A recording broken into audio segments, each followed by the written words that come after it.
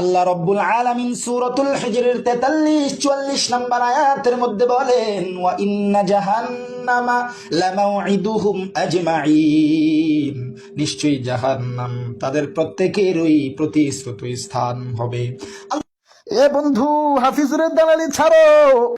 আল্লাহ তাআলা এত নাজ নিয়ামত দান করছে, এত সুন্দর কণ্ঠ দান করছে, কারো দালালি করার জন্য না, একমাত্র জন্য বলি। কারো দালালি করার দরকার নাই, কারো সুর নকল করার দরকার নাই।